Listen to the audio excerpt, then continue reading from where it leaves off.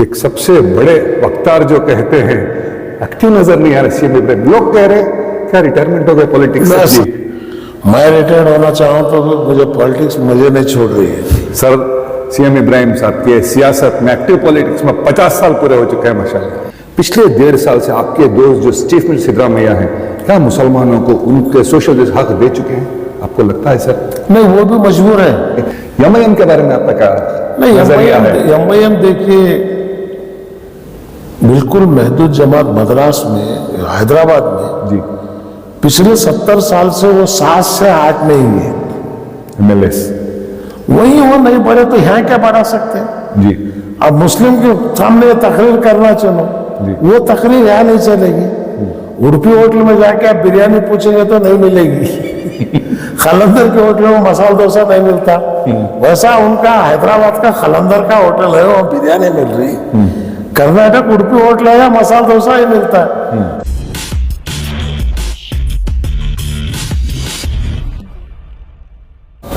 आदाब और नमस्कार, आप देख रहे हैं बेंगलुरु अखबार। हिंदुस्तान की सियासत में अगर कर्नाटका के सियासतदानों की अगर हम बात करें तो 1995 में जिसे second prime minister of India कहा जाता था, former union minister of the aviation और कर्नाटका में प्लानिंग कमीशन के डिप्टी चेयरमैन रहे सीएम इब्राहिम साहब, जो रिसेंटली जनता दल सेक्युलर से प्रेसिडेंटशिप से रिजाइन कर चुके हैं। काफी दिनों से मीडिया में एक्टिव पॉलिटिक्स में नजर नहीं आ रहे, तो आज हमारे साथ खुद मौजूद आइए सर से बात करते हैं। सर अस्सलाम वालेकुम। काफी दिन हो गए, एक सबसे बड़े वक्तार जो कहते हैं एक्टिव नजर नहीं आ रहे सीएम इब्राहिम। लोग कह रहे क्या रिटायरमेंट हो गए पॉलिटिक्स से? सवाल ही नहीं है जी। मैं रिटायर्ड होना चाहूँ तो भी मुझे पॉलिटिक्स मुझे नहीं छोड़ रही है। लोगों की मोहब्बत है जी, और जब तक मैं जिंदा हूँ जी, लोगों की आवाज बन के रहूंगा। इंसाफ की तहरीक चलेगी, हमारा काम ही तहरीक इंसाफ है। एक साल से जो ये जो 50 साल मेरे हो गए आपको मुकम्मल मुबारकबाद सर आपको। है, शुक्रिया। 50 साल सर सीएम इब्राहिम साहब के सियासत में एक्टिव पॉलिटिक्स में 50 साल पूरे हो चुके हैं माशाल्लाह। तो ये जद्दोजहद जारी है जी। जनता दल कुमार स्वामी आवाम को सबसे बड़ा धोखा दिए। देवेगौड़ा कुमार स्वामी सेक्युलरिज्म फिरका परस्तों के खिलाफ हम लड़ेंगे। आखिर में जो है अपनी औकात को बचाने के लिए जी, अपने पुराने करतूतों को बचाने के लिए जी, ईडी से सीबीआई से बचने के लिए जी, वो मोदी और शाह के साथ जा जमे। खैर सियासत दूसरा रुख ली है हम, और कर्नाटक के अंदर भी जो है हम लोग सोच रहे हैं कि आगे क्या कदम उठाए। कांग्रेस से भी काफी लोग बोल रहे हैं कांग्रेस में आए, काफी लोग कह रहे हैं कांग्रेस को जाए, काफी लोग कह रहे हैं कि नहीं एक तीसरी ताकत बनाए, आज सख्त जरूरत है। क्योंकि सबसे ज्यादा मुसलमान जो है बेचार हो गए हैं, लावारिस हो गए हैं, और कोई इनकी परवाह नहीं कर रहा है। कांग्रेस बीजेपी तो समझते है कि वो हमको वोट नहीं देंगे, और कांग्रेस समझते है हमको नहीं वोट देंगे तो जाएंगे कहाँ, बीजेपी को देंगे नहीं जी, देना तो हमको ही है। तो इसलिए आज भी कांग्रेस जो है का अंदर कुछ लोगों का ख्याल ये है, लेकिन सिद्धरामैया जैसे, शिव कुमार जैसे कुछ लोग अच्छे लोग भी हैं, वो भी चाहते हैं कि भाई नहीं सेक्युलरिज्म को बढ़ाए, सेक्युलरिज्म को जो है मजबूत करे। जी।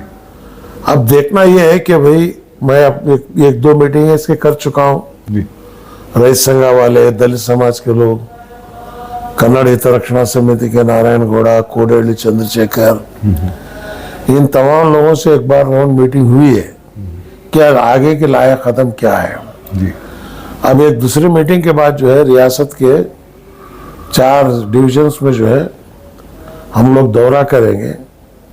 वहां से जो राय निकलती है वो राय लेके जो है एक फैसला करेंगे। सर, अगर कर्नाटका में हम बात करें, पिछले 50 साल से हम देखें, आजाद कर्नाटका जब से स्टेट बना तब से हम देखें कर्नाटका के मुसलमानों के लिए जनता परिवार, जनता पार्टी, जनता दल सेक्युलर ये जो थे एक अल्टरनेटिव हुआ करते थे मुसलमानों के लिए, कि कांग्रेस डरती थी। अब 1.5 साल से हम देख रहे हैं कि कोई अल्टरनेटिव नहीं। पिछले 1.5 साल से आपके दोस्त जो चीफ मिनिस्टर सिद्धरामैया हैं, क्या मुसलमानों को उनके सोशल हक दे चुके हैं, आपको लगता है सर? नहीं, वो भी मजबूर है, क्योंकि उनके हाथ भी बांधे हुए हैं। क्योंकि भाई कांग्रेस में कुछ लोग ऐसे भी हैं कि वो समझते हैं कि हम जो है थोड़ा सॉफ्ट हिंदुत्व वाले, बीजेपी हार्ड हिंदुत्व है, लेकिन सिद्धरामैया शिव कुमार उस तरीके के नहीं है। लेकिन अब वो उस तरीके के हैं या ना है कि हम क्या करें। जी, मैं भी जो है कौम का खादिम हूँ, नुमाइंदा हूँ, मेरी भी जिम्मेदारी बनती है कि कौम की आवाज उठे और सब कौम को सही रास्ता दिखाए। अल्लाह के करम से अब तक जो है कभी मैं कौम को गलत रास्ता दिखाया नहीं और कौम के सामने कोई गलत बात रखा भी नहीं। हमेशा हक के लिए लड़ता रहा, हक की आवाज उठाता रहा, चाहे मोदी हमेशा का एनआरसी हो, चाहे वक्फ बिल हो, जो भी हो, जहां भी वक्त आया बाकायदा उससे लड़े हैं और पूरे कौमों का साथ लेके लड़े हैं जी, और मुझे उसमें कामयाबी भी मिली है।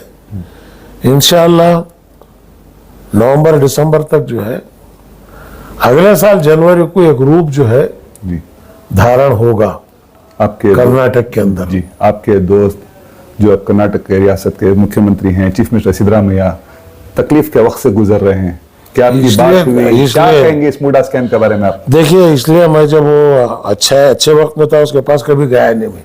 जी, मैं कभी बुरे वक्त का साथी हूँ। जब उसको बुरा वक्त आया मैं उसके घर खुद गया और जाके बोला कि हिम्मत से रहे। हालांकि मूडा कोई स्कैम नहीं है ये जी, भाई, जगह अपनी थी, वो बीवी की, बीवी ली है, बीजेपी के जमाने में साइट दी है। खैर अब तो उसकी बीवी भी साइट वापस कर दी, इसका कोई पैसा लिए नहीं, कोई पैसा दिए नहीं। इसमें ईडी जो है मनी लॉन्ड्रिंग, ये सिर्फ सिद्धरामैया को नीचे उतारने से कांग्रेस की हुकूमत जाएगी और जेडीएस बीजेपी मिलकर हुकूमत बनाएंगे, ये ख्वाब देख रहे हैं। इनका ख्वाब ख्वाब ही रहेगा, ये कभी हम जो है आने नहीं देंगे। रेडी चोटी का जोर लगाकर जो है हम इन चीजों को जो है लड़ेंगे और लड़ने की ताकत हमारे में है। तो सिद्धरामैया को जो है, खैर कोर्ट फैसला, कोर्ट के भी अजीब फैसले हैं। सीताराम पे चार्जशीट पड़ती है, दूसरे दिन स्टे होता है। चित्तूरदुर्ग का स्वामी के ऊपर केस है, अब तक नहीं मिली। येडियुरप्पा के ऊपर केस वैसे नहीं, पूरा पोक्सो का केस लगा, पोस्को का केस, उसको जामीन मिलती है। वाह, क्या क्या चल रहा है इस मुल्क के अंदर। जी, तो इसलिए जो है इन चीजों के खिलाफ आवाज उठाना ये जरूरत है। और हम समझते हैं कि भाई हम तो जेल देख तो क्या है, इमरजेंसी में मैं जेल में था, हमारी पैदाइश जेल से ही हुई है, तो हमको किसी बात की परवाह नहीं है, हम लड़ेंगे और हक को लेके रहेंगे। सर, पिछली बार जब हम आपसे इंटरव्यू कर रहे तो हम आपसे कर्नाटक के मुसलमानों के सामाजिक मुआशी जिंदगी के बारे में हम बात कर रहे थे, सेंसस की बात कर रहे थे। आज के अखबार में आया है कि कर्नाटका के चीफ मिनिस्टर सिद्धरामैया उस सेंसस की रिपोर्ट को एक्सेप्ट करने वाले, ऐसा कहा जाए। आपको क्या लगता है, अगर वो एक्सेप्ट करेंगे तो माइनॉरिटीज के लिए बेटर प्रोग्राम्स बना सकते हैं, सब कौमों के लिए? नहीं, मैं कहता हूं कि भाई बोले सेंसस को बाहर लाए, आबादी है, छुपा क्यों रहे हैं? जी, नंबर 1 है हम स्टेट के अंदर, जी, हमारे बाद दलित है, आप ओपन कीजिए उसको। हम ज्यादा कुछ नहीं मांग रहे हैं, 3 लाख करोड़ का बजट है, मैं कह रहा हूं सिर्फ 10,000 करोड़ दो बस साल के। 3,000 दिया है सर, वो भी नहीं आए, वो भी नहीं है नहीं। सर। एक रिपोर्ट के हिसाब से 200-250 करोड़ से ज्यादा इस्तेमाल ही नहीं हुए हैं। हाँ। तो भाई 2800 करोड़ कहाँ गए?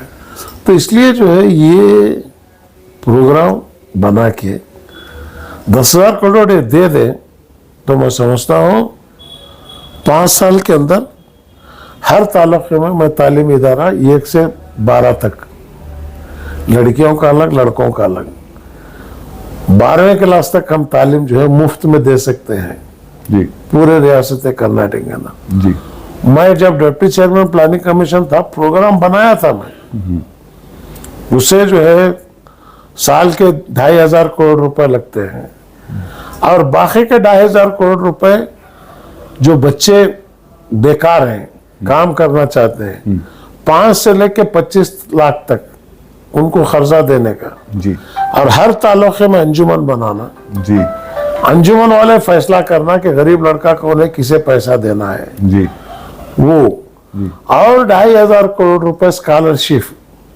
जो इंजीनियरिंग पढ़ रहे हैं, जो मेडिकल पढ़ रहे हैं, इन बच्चों के लिए, और 2,500 करोड़ रुपए मस्जिद और कब्रिस्तान की तामीरात के लिए। 10,000 करोड़ का साल का बजट जो है, इसका एक प्रोग्राम बनाया हूं मैं। ये प्रोग्राम को मान लिया, मैं कल कांग्रेस में जाने के लिए तैयार हूं। कल कांग्रेस में मुझे कोई मिनिस्टर बनने की आस नहीं है, मैं सब कुछ देख चुका हूं। मैं चाहता हूं कि मेरी कौम को मेरे हक मिले। सर, अगर ये बात है तो कर्नाटका में हमारे 9 मुस्लिम एमएलएस हैं, 3 एमएलसीज हैं, मेंबर ऑफ पार्लियामेंट भी हैं राज्यसभा के, इतना पॉलिटिकल सेक्रेटरी, 2 कैबिनेट मिनिस्टर्स भी हैं। जो दिया है उसका इस्तेमाल ठीक से, आप उनसे कोई सवाल करेंगे सर? कौन सवाल करेगा? वो बेचारे भी मजबूर हैं, वो भी कुछ उठा नहीं सक रहे हैं। हाँ।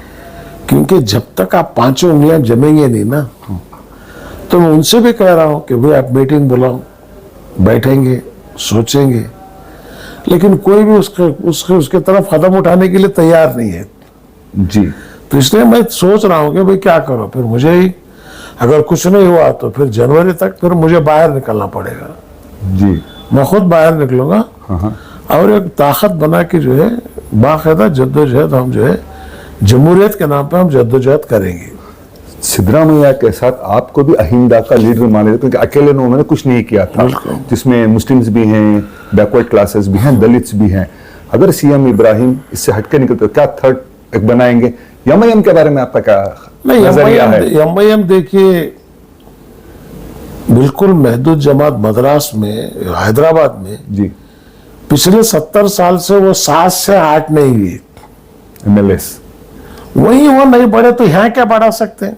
नंबर 1। नंबर 2, मद्रास में वो 7 जीत इसलिए रहे हैं कि 90% मुस्लिम आबादी है हैदराबाद में जी। अब मुस्लिम के सामने तकरीर करना चुनो, वो तकरीर यहाँ नहीं चलेगी। उड़पी होटल में जाके आप बिरयानी पूछेंगे तो नहीं मिलेगी खलंदर के होटल में मसाला डोसा नहीं मिलता, वैसा उनका हैदराबाद का खलंदर का होटल है, वहाँ बिरयानी मिल रही।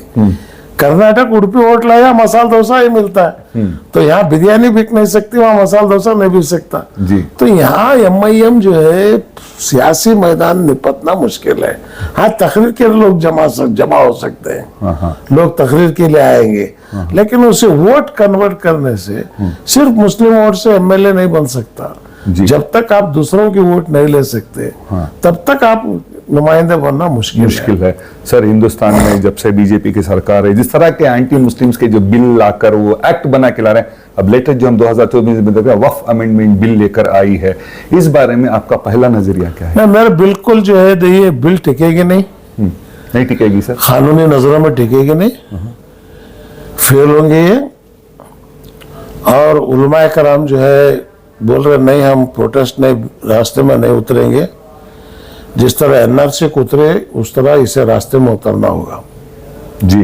उतरना होगा। एनआरसी अलग चीज थी जी, ये तो हमारे पूरे वजूद को खत्म कर रहे हैं कि भाई एंडोमेंट कमिश्नर के अंदर जो है वहां पर जो है हिंदू रिलीजियस एक्ट में कोई मुस्लिम वहां पर मेंबर नहीं बन सकता, तो यहाँ वक्फ बोर्ड में एक नॉन मुस्लिम कैसे मेंबर बन सकता है? डिप्टी कमिश्नर को पावर देने की बात की जा रही है। डिप्टी कमिश्नर होता कौन है कि वो मेरी जायदाद वक्फ क्या है कि हमारे बड़ों ने अल्लाह के नाम पे खैरात की है।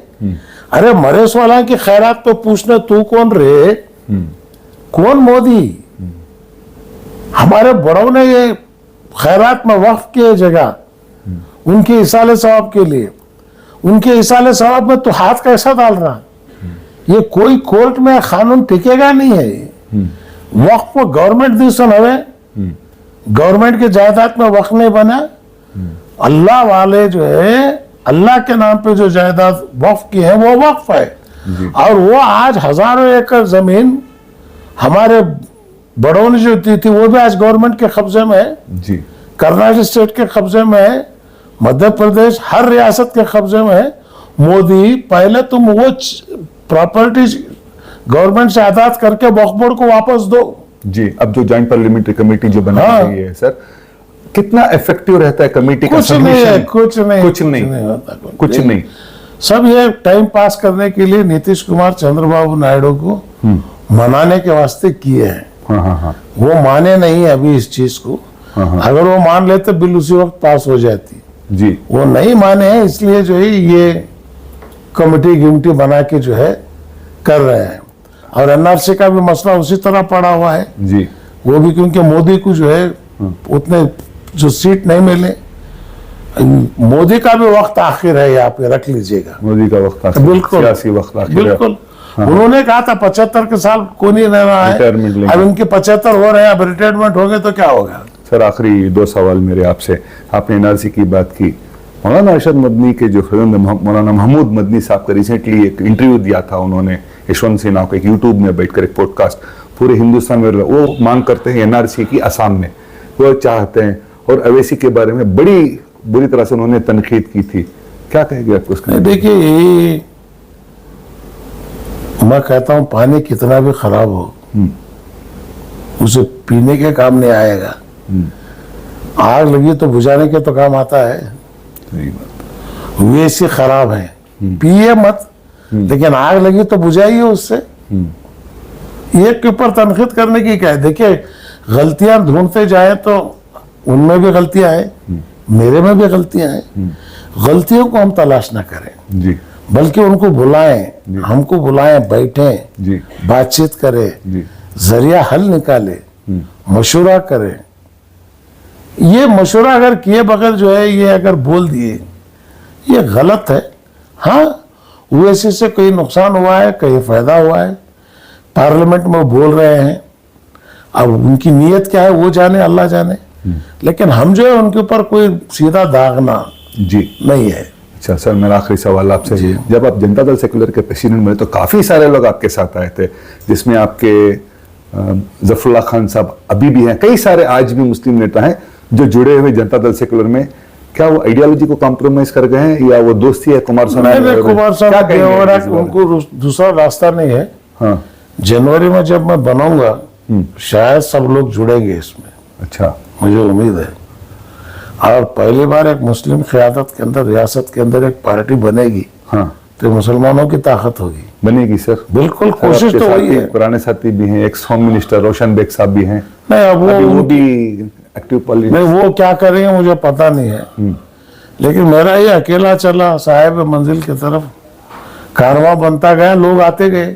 जी मैं तो अकेला ही चलूंगा, देखेंगे आगे क्या चलेगा। तो सीएम इब्राहिम पॉलिटिक्स से रिटायरमेंट नहीं होंगे? सवाल ही नहीं पैदा होता जी, रिटायरमेंट नहीं हो, मैं खबर में भी हूँ, वहीं से भी पॉलिटिक्स करूंगा मैं। Thank you so much sir. ये थे जनाब सीएम इब्राहिम साहब, जिनका कहना है कि मैं अकेला ही चला था जानिबे मंजिर, मगर लोग साथ आते गए और कारवां बनता गया। दिसंबर जनवरी में कर्नाटका के लोगों को ब्रेकिंग न्यूज मिलेगी कि सीएम इब्राहिम साहब क्या कांग्रेस की कश्ती में सवार होकर जाकर माइनॉरिटीज के लिए 10,000 का बजट लेके आते हैं या मुसलमानों के लिए कांग्रेस हटकर एक अल्टरनेटिव बनाते हैं, यह वक्त ही बताएगा। देश और दुनिया की खबरों के लिए जुड़े रहे बेंगलुरु अखबार के साथ। मैं हूं आपके साथ अशफाक अहमद सिद्दीकी।